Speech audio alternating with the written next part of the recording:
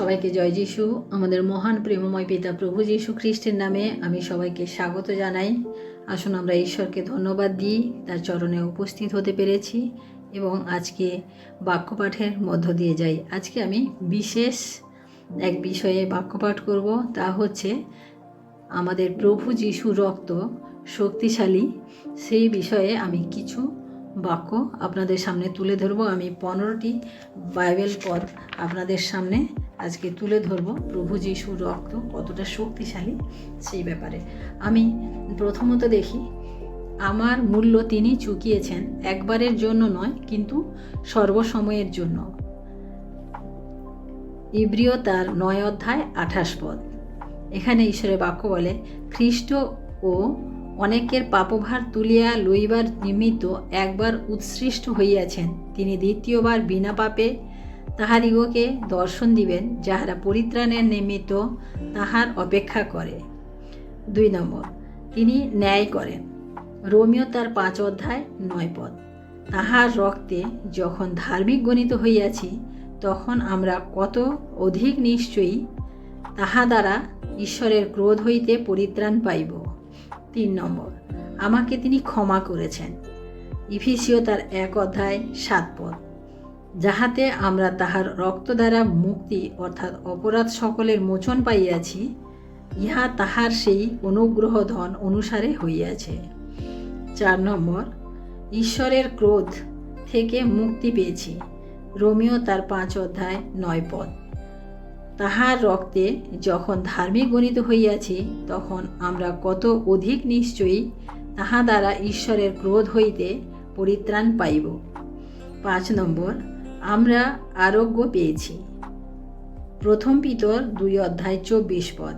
তিনি আমাদের পাপভার তুলিয়া লইয়া আপনি নিজ দেহে কাষ্ঠের উপরে বহন করিলেন, যেন আমরা পাপের পক্ষে মরিয়া ধার্মিকতার পক্ষে জীবিত হই। তাহারই ক্ষত দ্বারা তোমরা আরোগ্য প্রাপ্ত হইয়াছ। 6 নম্বর, আমরা আধ্যাত্মিক জীবনে জীবিত আছি। যোহন তার 6 অধ্যায় 53 পদ। যীশু তাহাদিগকে বলিলেন, সত্য সত্য আমি তোমাদিগকে বলিতেছি, তোমরা যদি মনুষ্যপুত্রের মাংস ভোজন ও তাহার রক্ত পান না করো, তোমাদিগেতে জীবন নাই। 7 নম্বর, আমাদের অধর্ম থেকে আমাদের রক্ষা করলেন যীশুর রক্ত। যিশাইয় তার 53 অধ্যায় 5 পদ। কিন্তু তিনি আমাদের অধর্মের নিমিত্ত বিদ্ধ, আমাদের অপরাধের নিমিত্ত চূর্ণ হইলেন, আমাদের শান্তিজনক শাস্তি তাহার উপরে বর্তিল এবং তাহার ক্ষত সকল দ্বারা আমাদের আরোগ্য হইল। 8 নম্বর, তাহার রক্তে আমরা শুচি হয়েছি। প্রথম যোহন 1 অধ্যায় 7 পদ। কিন্তু তিনি যেমন জ্যোতিতে আছেন, আমরাও যদি তেমনি জ্যোতিতে চলি, তবে পরস্পর আমাদের সহভাগিতা আছে এবং তাহার পুত্র যীশুর রক্ত আমাদিগকে সমস্ত পাপ হইতে শুচি করে। 9 নম্বর, শত্রুকে জয় করার ক্ষমতা পেয়েছি। প্রকাশিত বাক্য তার 12 অধ্যায় 11 পদ। আর মেষশাবকের রক্ত প্রযুক্ত এবং আপন আপন সাক্ষ্যের বাক্য প্রযুক্ত তাহারা তাহাকে জয় করিয়াছে, আর তাহারা মৃত্যু পর্যন্ত আপন আপন প্রাণ ও প্রিয় জ্ঞান করে নাই। আমরা ব্যবস্থায় সাপ হতে তাহার রক্ত আমাদেরকে মুক্ত করে।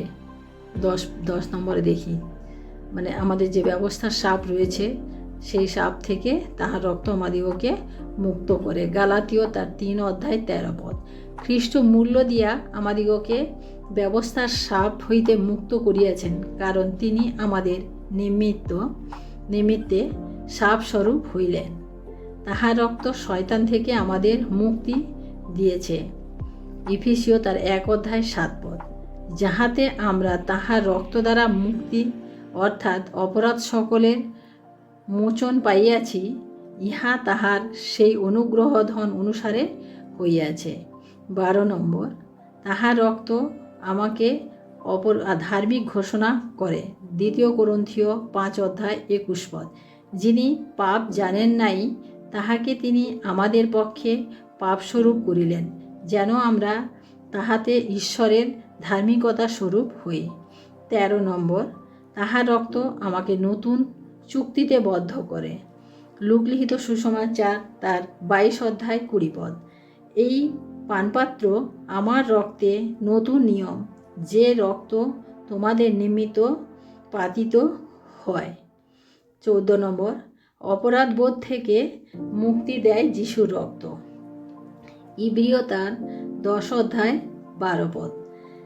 এই জন্য আমরা সত্য হৃদয় সহকারে বিশ্বাসের কৃত নিশ্চয়তা অনুযায়ী ঈশ্বরের নিকটে উপস্থিত হই।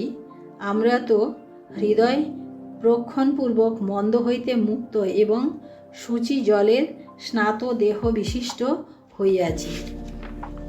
15 নম্বর, আমাদের কোনো দণ্ডাজ্ঞা নাই। যিশুর রক্ত আমাদের সমস্ত দণ্ডাজ্ঞা থেকে আমাদেরকে মুক্ত করেছে। রোমিও তার 8 অধ্যায় 1 পদ। অতএব এখন যাহারা খ্রিস্ট যিশুতে আছে তাহাদের প্রতি কোনো দণ্ডাজ্ঞা নাই।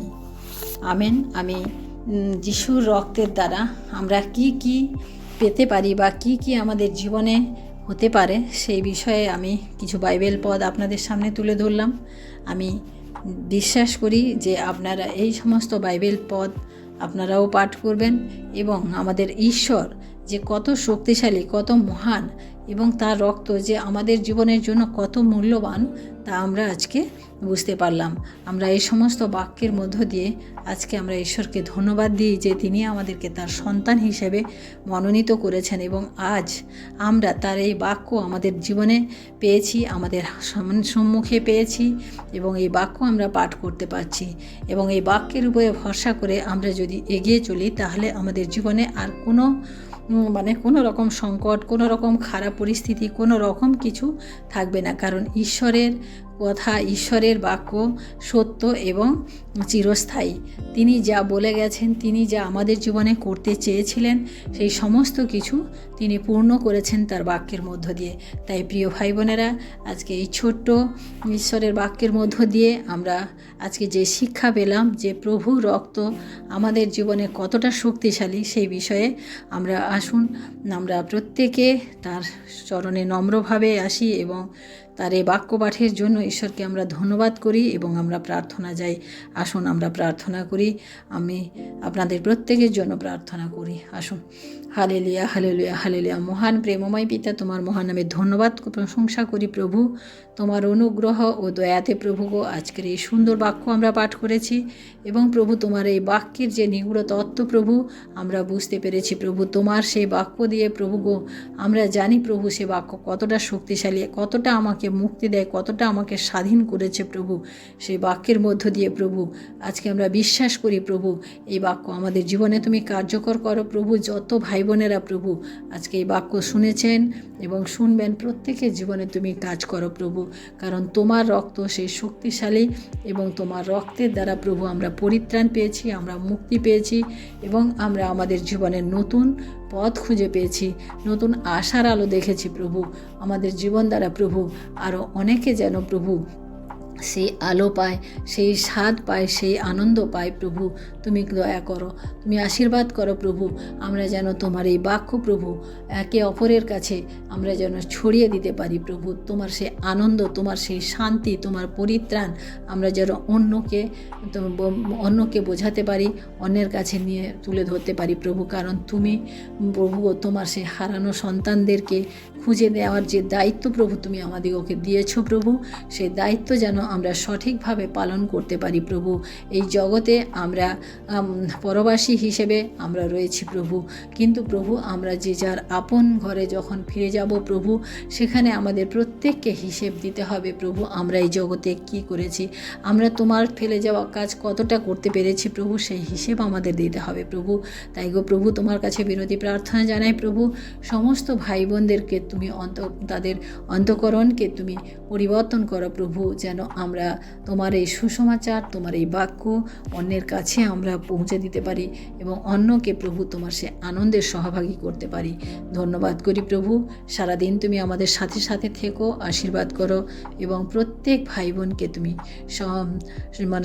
প্রত্যেক ভাই বোনের সহবর্তী হও, প্রত্যেকের পরিবারের সহবর্তী হও, প্রত্যেকের প্রয়োজন তুমি মেটাও প্রভু এবং প্রত্যেকের জীবনে তুমি কাজ করো। ধন্যবাদ করি প্রভু, সমস্ত অনুগ্রহ দয়া প্রভু তুমি আমাদিগকে দিয়েছো প্রভু, তাই তোমায় ধন্যবাদ করি। সমস্ত মহিমা গৌরব প্রশংসা তোমাকে দিয়ে এই বিনতি প্রার্থনা চাই আমাদের মুক্তিদাতা ত্রাণকর্তা একমাত্র প্রিয় পুত্র প্রভু যিশুর নামে, আমেন। জয় যিশু। সবাই ভালো থাকবেন, সুস্থ থাকবেন। ধন্যবাদ করি।